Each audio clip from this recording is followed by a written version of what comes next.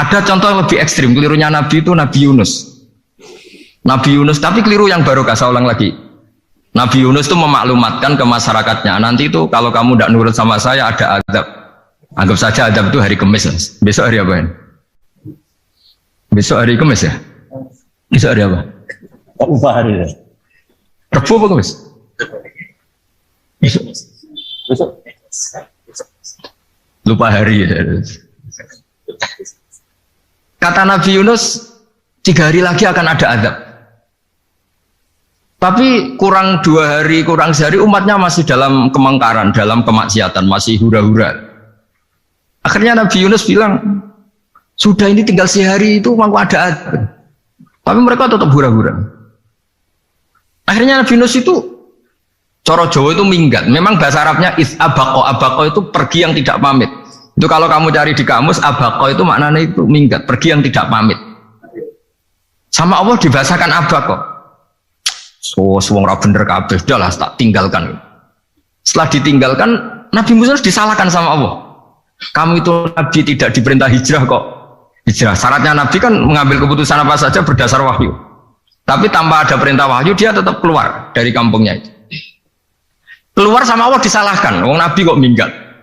Akhirnya ketika dia di kapal, di perahu itu, dulu itu ada mitos, kalau ada perahu mau tenggelam pasti ada yang minggat, diundi. Sampai 3 kali yang keluar dia, akhirnya tahu diri nyemplung. Nyemplung terus ditelan ikan nun. Pokoknya ikan besar lah. Diberi sanksi sama Allah, karena dia Nabi kok melanggar, diberi sanksi ditelan ikan nun. Telan ikan nun karena beliau seorang Nabi, perutnya ikan itu jadi masjid, dia baca tasbih terus. Tapi barokahnya dia minggat tadi asbako.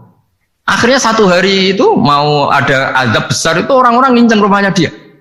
Diinceng. Kalau betul ada azab, pasti orang ini lari. Masa ada azab dia di sini? Diinceng ternyata gak ada. Wah berarti bener ini ada azab. Buktinya dia gak ada. Jadi unik. Akhirnya dicinceng gak ada terus dia, wah berarti ada azab betul. Hari itu masyarakatnya tobat semua karena, oh ini ada azab betul. Buktinya Nabi Yunus sudah lari, berarti dia ingin kena. Padahal dia lari itu karena mangkel punya umat yang nggak nurut tadi.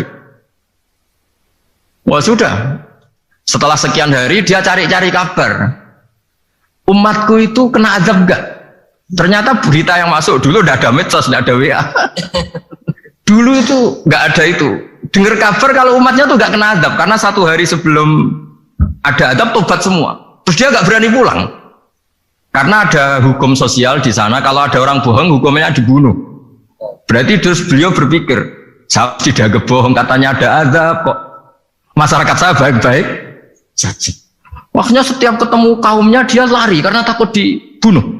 Ternyata kaumnya sudah iman semua, mau ngejar dia dijadikan imam. Akhirnya, oh iya. Jadi itu bedanya Nabi sama ndak. Jadi Nabi itu kalau kelirunya itu barokah. Makanya kita tidak usah ikut keliru, karena keliru kita ini pasti tidak barokah. Itu musibah itu. Jadi dulu ceritanya Anteng juga gitu. Yang namanya istri 2 itu kan cemburu. Pertama Nabi Ibrahim punya istri namanya Sarah. Terus lama-lama karena belum punya anak, terus sama Sarah sendiri yang nyuruh supaya nikahi Hajar. Setelah punya anak cemburu. Kata Sarah, pokoknya saya nggak terima kalau kamu tidak ngelukai Hajar. Mulai dulu lelaki itu sudah pinter ngotak-ngatik. Kalau dilukai pipinya nanti tidak cantik. Apa ya? Yang penting ngelukai tapi tetap cantik. Terus ada Anteng itu. Anteng itu dulu ceritanya itu dilukai tapi tambah cantik. Nabi Ibrahim akhirnya melukai. Seneng Sarah karena sudah dilukai. Ternyata barokahnya dilukai itu jadi Anteng yang mempercantik perempuan. Padahal melukai istri itu kan tidak boleh. Tapi ini Nabi, ada saja cara yang dipilihkan Allah untuk ya tadi keliru saja barokah. Itu bedanya Nabi sama kita. Makanya disebut mimbabi hasanatil abrar sayyatul muqarrabin. Jadi Nabi sama seperti Nabi Adam. Nabi Adam itu dilarang Allah nggak boleh makan khuldi. Akhirnya makan terus harus hidup di dunia terus jadi dunia seperti ini. Tapi itu menjadikan harapan seluruh dunia bahwa Allah itu maha baik. Ketika ada yang diberi sanksi tetap diminta tobat dan dianjurkan tobat, dan Allah berjanji setiap yang tobat pasti diterima. Sehingga terus kita sampai sekarang nggak pernah putus asa karena sudah diberi contoh bahwa bapak kita yang pernah salah dijanjikan tobat dan Allah pasti menerima tobat itu. Jadi ini bedanya kita dengan Nabi. Jadi semoga lewat pengajian ini atau ngaji bareng ini kita tahu kalau kita ahli astronomi atau ahli meteorik mungkin takut kita kejatuhan meteor. Kalau ahli gempa mungkin takut lempengan kita gini terus gempa. Kalau ahli tsunami takutnya tsunami. Kalau ahli sosial takut chaos. Mungkin yang ahli perbankan takut ras. Jadi kalau nuruti takut ya takut lah. Tapi cobalah kita iman lagi.